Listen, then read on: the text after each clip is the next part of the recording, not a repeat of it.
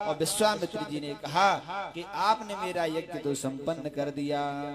उसी समय जनकपुर से एक पत्रिका आई विश्वामित्र जी के लिए कि आपका आगमन हो जाए। क्यों? क्योंकि जनक जी ने अपनी बेटी का विवाह करने के लिए प्रतिज्ञा की है कि मेरी बेटी का स्वयंवर होगा। स्वयंवर कैसे? जो धनुष को तोड़ेगा उसी के साथ में बेटी सीता का विवाह किया जाएगा। उस पत्रिका के निमंत्रण से विश्वामित्र जी ने प्रभु राम जी से आग्रह किया कि आपने मेरा यज्ञ तो संपन्न किया, अब चल के जनक जी का यज्ञ भी संपन्न करिए। तब विश्वामित्र जी के साथ में राम लक्ष्मण चल दिए, जनकपुर पहुंचे। जैसे जनकपुर पहुंचे तो जनकपुर में स्वागत करने के लिए जनक जी महाराज आए। जनक जी महाराज कहते हैं विश्वामित्र जी से, हे गुरुदेव, ये दो बालक कौन हैं? कहो नाथ सुंदर दो बालक, मुनि कुल तिलक की नृप कुल बालक। हे गुरुदेव, ये दो बालक कौन हैं? मुनि कुल तिलक की नृप कुल बालक। बालक ये मुनि कुल हैं, मुनि के वंशज हैं, कोई ऋषिवर हैं या फिर कोई राजा के बेटा राजकुमार हैं। तब विश्वामित्र जी कहते हैं, ब्रह्म जो निगम नेति कही गावा, उभय वेश धर की सोई आवा। जिसका निगम वेद वेदांत निगम यानी स्तुति करते हैं और ध्यान करते हैं, ऐसे निगम नेति कही गावा वो गीत स्मरण करते हैं, वही उभय वेश धरे सोई आवा। वेश धर करके यहाँ आपके सामने आए, ये कोई साधारण नहीं है। जिसके स्तुति वेद वेदांत करते हैं वही पर ब्रह्म है। तब जाकर के सहज विराग रूपमान मोरा, थकित हो तज में चंद्र चकोरा, थकित हो तज में चंद्र चकोरा, सहज विराग रूप मन मोरा, थकित हो तज में चंद्र चकोरा, थकित हो तज में चंद्र चकोरा, थकित हो तज में चंद्र चकोरा।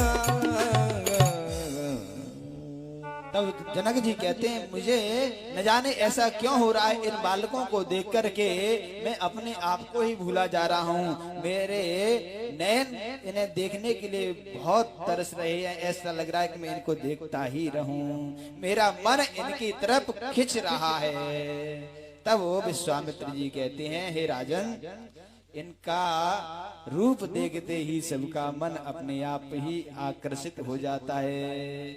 ऐसे जब विश्वामित्र जी और जनक जी की वार्ता हो रही है, अब जनक जी के जनकपुर में प्रवेश करते हैं तो सभी अट्टारियों से पुष्प वृष्टि करते हैं। सभी जनकपुर वासी स्वागत करते हैं प्रभु राम जी का। जैसे महलों में पहुंचे तो वहां पर बड़े बड़े धीर वीर राजा सभी का आगमन हो रहा है। और विश्वामित्र जी वहां अपने आसन पर विराजमान हो गए। विश्वामित्र जी ने कहा राम जी से कि देखो, अब नित्य क्रिया करनी है, पूजा पाठ करना है, आप पुष्प लेने के लिए चले जाओ, पुष्प लेकर के आओ। तब राम जी को लक्ष्मण जी को पुष्प लेने के लिए बगीचा में भेज दिया। राम लक्ष्मण जी बगीचा में गए, वहीं पर सीता जी घोड़ा पूजन के लिए बगीचा में आती हैं। और जैसे ही सखियों ने देखा कि कोई सुंदर दो बालक फूल तोड़ रहे हैं। जैसे सखियों ने देखा तो सखियों ने सीता जी से कहा, अरे सीता देखती हो? बोले क्या? अरे बगीचा में दो बड़े सुंदर बालक हैं। बोले अच्छा क्या? तो सीता जी ने जैसे प्रभु राम जी को देखा तो बीच में तिनका आने लगा। हाँ, तिनका आने लगा तो जैसे लक्ष्मण जी ने देखा कि इधर सीता जी पूजा करने आई हैं और इधर देख रही हैं भैया को, और भैया सीता जी को देख रहे हैं, बीच में तिनका आ रहा है, तो लक्ष्मण जी ने तिनका हटाया। क्यों? क्योंकि तिनका क्या है, बाधाएं आती हैं, और उसे हटाने के लिए गुरु रूपी व्यक्ति चाहिए जो हमारे बीच से बाधा हटाने वाला। लक्ष्मण जी ने हटाया और राम जी सीता जी को देख रहे हैं और सीता जी राम जी को देख रहे हैं। देख कर राम जी को जनक नंदन आग में वो कड़ी की कड़ी रह गई। देख कर राम जी को जनक नंदन आग में वो कड़ी की कड़ी रह गई। देख कर राम जी को जनक नंदन।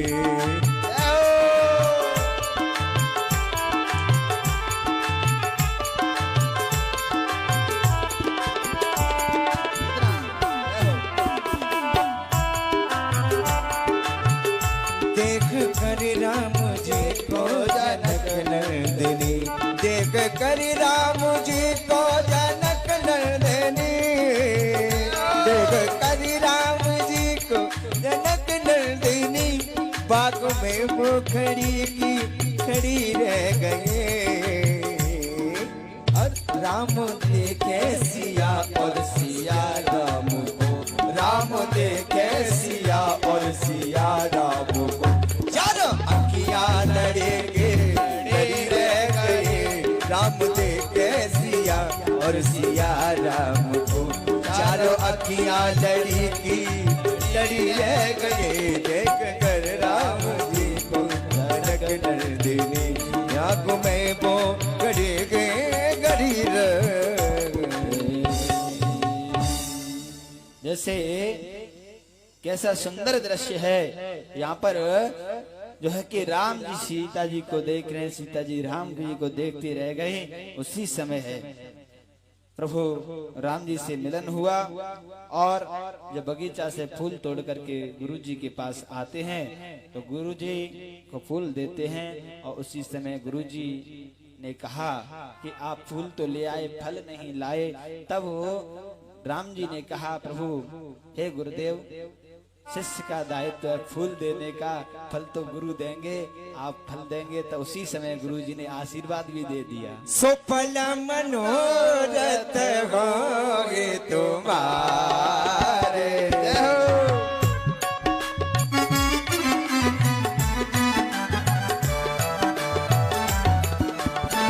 सुफल मनोरथ होगे तुम्हारे। राम लखन सुने भगे सुखारे। राम लखन सुने भगे सुखारे। वहां पर वशिष्ठ जी ने आशीर्वाद दिया। अब धनुष तोड़ने का समय आया। सभी राजाओं ने अपने बल का परिचय दिया लेकिन धनुष नहीं टूट रहा है। तब सभी ने मिलकर के उस धन को तोड़ना चाहा धनुष को, लेकिन किसी ने भी धनुष को नहीं तोड़ पाया।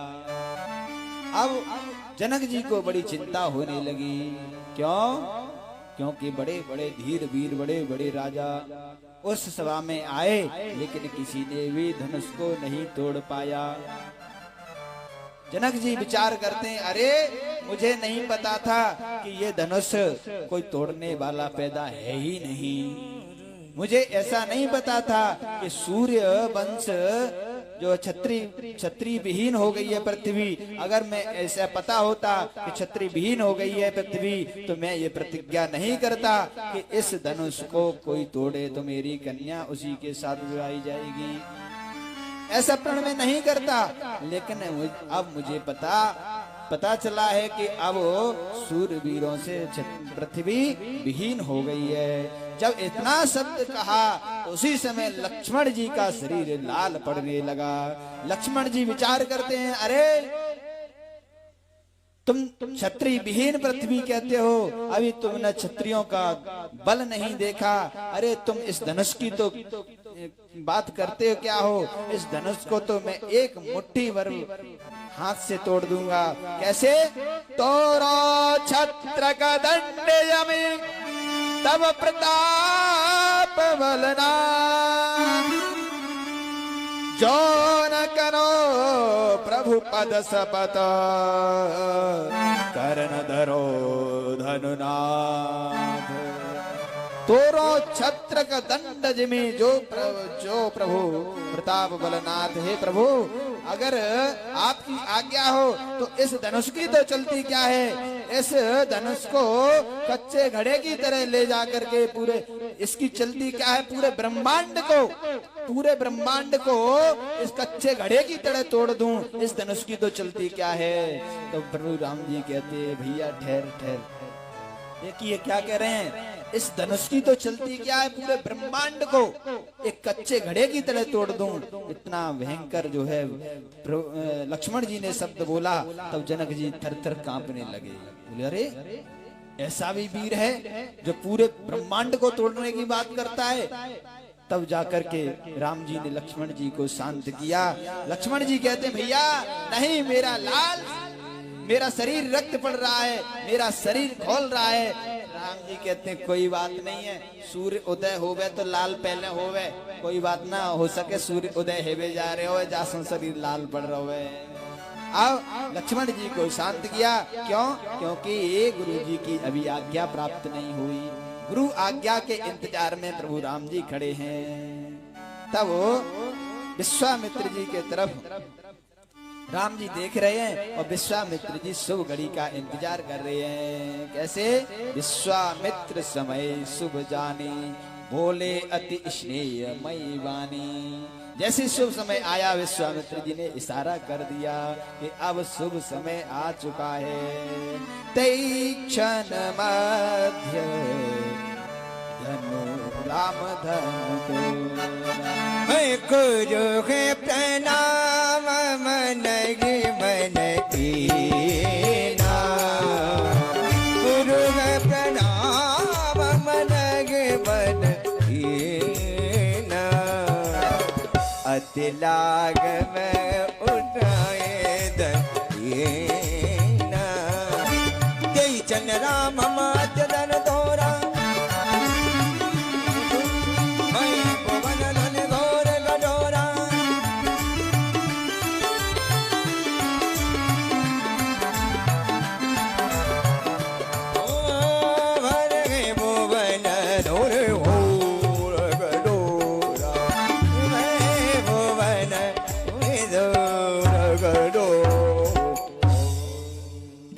शुभ समय जानकर के मनी मन गुरु जी को प्रणाम किया और प्रणाम करके धीरे धीरे धनुष की तरफ बढ़े और धनुष उठाया। एक पलक झपकने मात्र के समय पर ही, केवल इतनी समय में कि पलक झपकता है, इतने समय में राम जी ने धनुष को उठाया और झट से तोड़ दिया।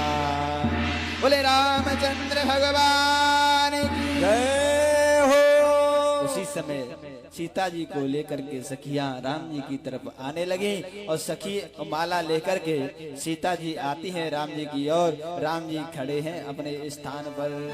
पहले बात करें कि राम जी की लंबाई सीता जी से पहले ही लंबी थी, लंबी राम जी थे और सीता जी कम कद की थी। और उसके साथ में राम जी के सिर पर मुकुट लगा था तो और ज्यादा लंबाई बढ़ गई। सीता जी के हाथ नहीं पहुंच रहे हैं माला डालने के लिए। अब सखियां कहती है तनक झुक जाओ, राम जी नहीं झुकते हैं। ऊंचा था सिंहासन, जय हो, ऊंचा था सिंहासन जहां विराजमान थे, पहनाऊं किस तरह वो यूं हैरान थी। बोलो जय राम की माता जानकी, बोलो जय राम की जय माता जानकी।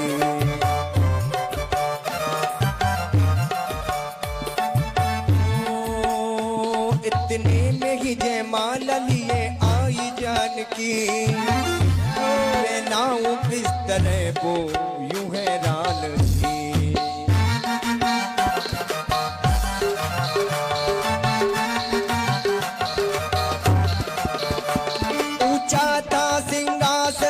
विराजमान थी,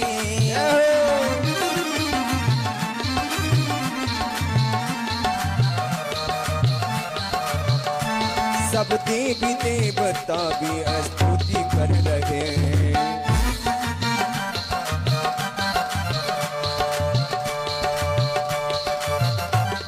अब कहने लक्ष्मण ये शीश की अवतार हमें दे दो सहारा। जय हो।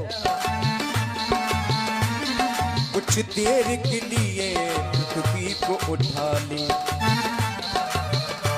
कुछ देर के लिए तू पृथ्वी को उठा ले, ये भाभी तेरी भैया को जयमाला पहना दे, ये भाभी तेरे भैया को जयमाला पहना दे।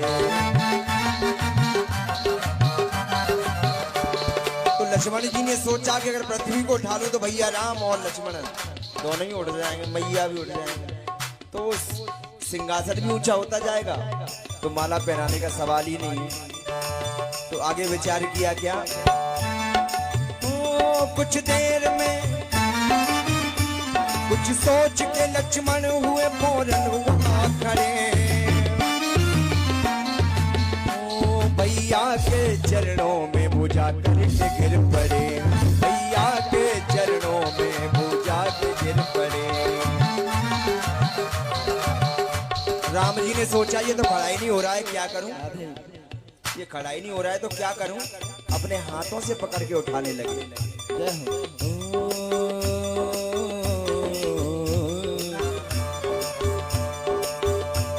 प्रभु जान ने